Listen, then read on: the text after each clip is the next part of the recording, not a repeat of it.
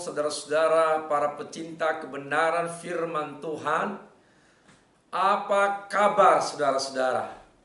Saya percaya dan doa saya, semua para pecinta kebenaran firman Tuhan dalam keadaan sehat, dalam keadaan baik, dalam keadaan bersuka cita, dan tentu semakin hari semakin sukses dan semakin diberkati oleh Tuhan. Haleluya.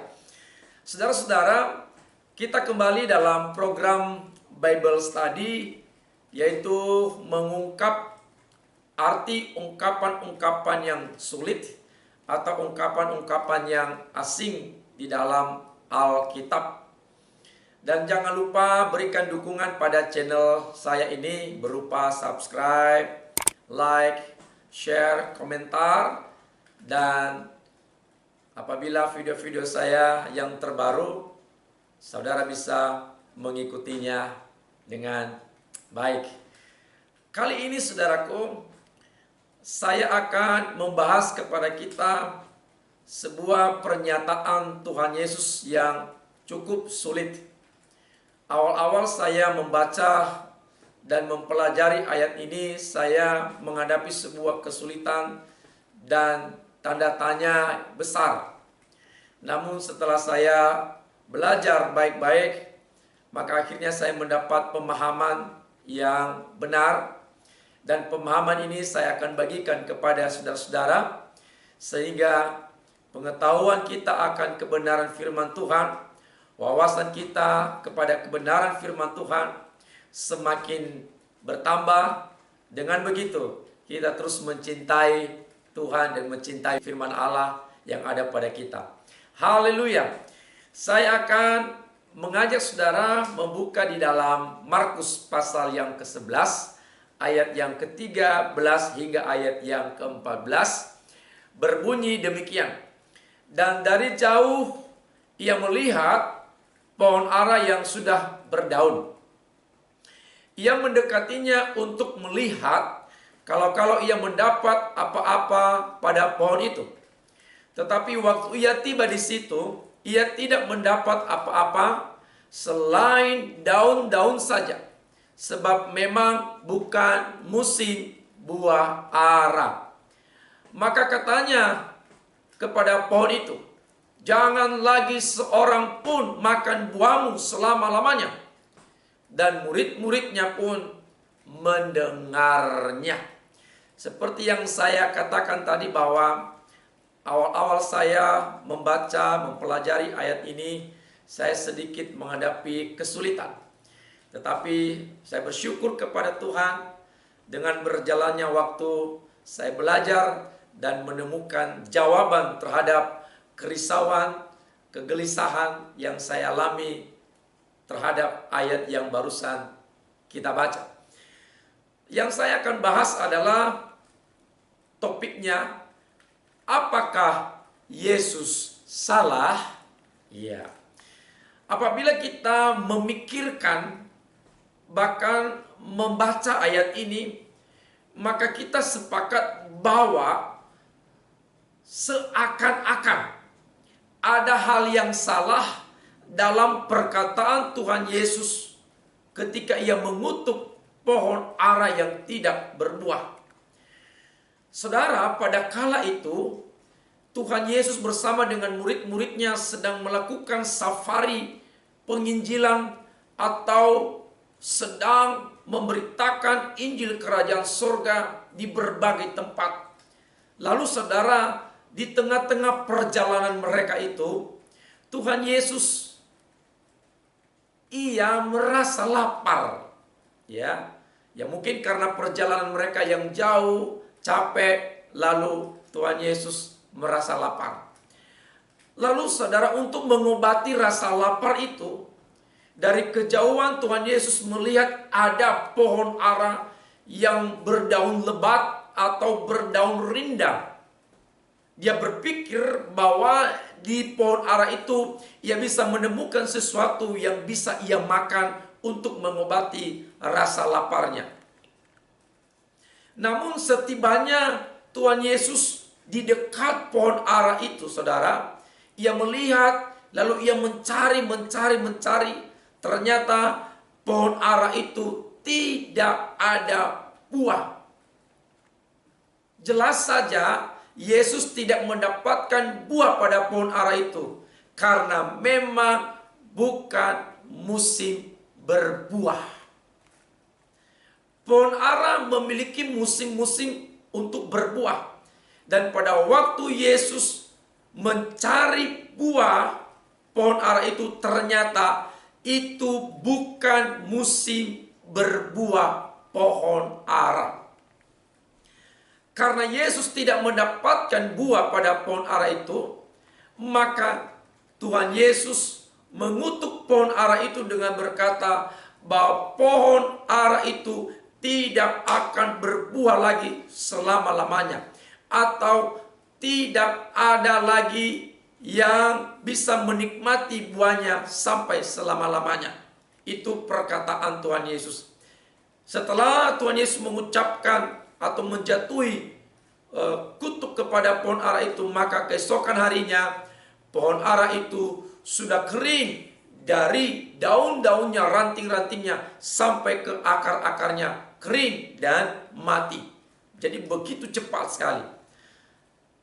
Apabila kita mencoba mencermati, menghayati, membaca ayat itu baik-baik, maka tentu saja kita berpikir seakan-akan Tuhan Yesus salah ketika ia mengutuk pohon ara itu. Kenapa ia mengutuk pohon ara itu? Karena tidak mempunyai buah, padahal bukan pada musim buah ara. Tetapi yang kita pikirkan ini berbeda dengan kenyataan yang sebenarnya. Sehingga kita, atau saya boleh katakan, bahwa tidak ada yang salah, tidak ada yang keliru dengan perkataan Tuhan Yesus pada waktu ia mengutuk pohon ara itu. Kenapa, saudara? Jadi begini, kalau pada musim semi datang, pohon ara itu mengeluarkan daun-daun yang lebat, daun-daun yang rindang. Nah, pada waktu yang bersamaan pula, pohon ara itu keluar juga, pada pohon ara itu juga mengeluarkan putik-putik yang bentuknya seperti buah-buah kecil. Putik-putik ini akan rontok sebelum buah pohon ara yang sesungguhnya akan keluar. Apabila pada pohon ara yang mengeluarkan daun rindang tetapi tanpa adanya putik-putik, maka itu pertanda bahwa sesungguhnya pohon ara itu tidak akan mengeluarkan buah yang sesungguhnya. Kenapa? Karena tidak memiliki putik-putik. Karena putik-putik itu adalah pertanda bahwa pohon ara itu akan berbuah. Nah, putik pohon ara itu bisa dimakan, dan biasanya dimakan oleh orang-orang yang sedang kelaparan. Nah, pada waktu Tuhan Yesus sedang merasa lapar dan mencari putik pada pohon ara yang berdaun lebat, waktu itu, saudara, memang bukan musim buah pohon ara yang sebenarnya, tetapi putik pun Tuhan Yesus tidak menemukan di pohon ara itu. Jadi pohon ara itu hanya memiliki daun yang rindang atau lebat, namun tidak menghasilkan buah. Sebab ketika pohon ara itu mengeluarkan daun-daun yang rindang pada musim semi, maka pada waktu yang bersamaan juga harusnya keluar putik-putik. Tetapi pada waktu itu tidak ada putik-putik, hanya daunnya saja. Lalu, saudara, apa makna dari pohon ara yang dikutuk oleh Tuhan Yesus? Maknanya adalah ini merupakan contoh yang jelas atau gambaran yang jelas bagi orang-orang yang agamis atau orang-orang yang kelihatannya dari luar, tampaknya dari luar mereka adalah orang-orang yang taat, orang-orang yang patuh pada agamanya dengan sungguh-sungguh, kelihatan dari luar. Tetapi sebenarnya ketika Tuhan melihat bahwa ternyata orang-orang tersebut di hadapan Tuhan kosong, hampa, tidak ada isinya, tidak ada buahnya, tidak menghasilkan sesuatu yang bisa dinikmati. Tidak ada buah-buah rohani yang didapatkan dari orang-orang itu. Tidak ada buah-buah pertobatan, tidak ada buah-buah pembaharuan, tidak ada buah-buah kekudusan, tidak ada buah-buah kebaikan dalam hidupnya. Hanya daun-daunnya saja yang tampak kelihatan dari luar, begitu luar biasa. Nah, saudaraku, biarlah melalui kebenaran ini mengingatkan kita semua supaya jangan menjadi orang Kristen, pengikut Kristus yang kelihatan dari luar. Kita rajin ke gereja, rajin beribadah, rajin berdoa, rajin melayani, rajin berkhotbah, rajin berkorban, bahkan rajin mengikuti berbagai kegiatan-kegiatan rohani di gereja.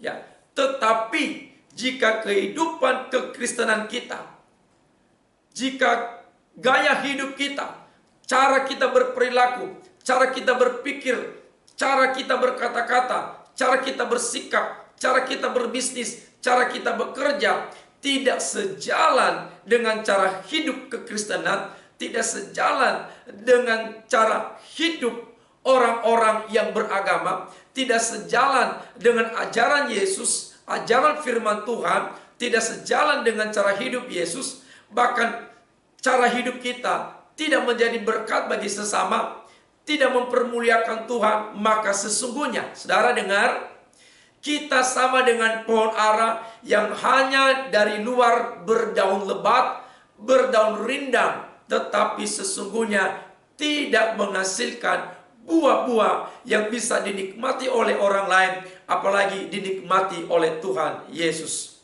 Oleh karena itu, jadilah orang Kristen yang berbuah lebat bagi kemuliaan Tuhan dan juga bagi sesama kita. Sehingga dengan begitu, kehidupan kekristenan kita adalah kehidupan yang produktif, kehidupan yang bisa menjadi berkat bagi orang lain, bagi lingkungan, amat terlebih memuliakan Tuhan karena kita menghasilkan buah-buah rohani dalam hidup kita. Hendaklah kebenaran firman Tuhan ini meneguhkan kita, mencerahkan kita, dan menjadikan kita pengikut Kristus yang terus berbuah bagi kemuliaan Tuhan. Shalom, Tuhan Yesus memberkati.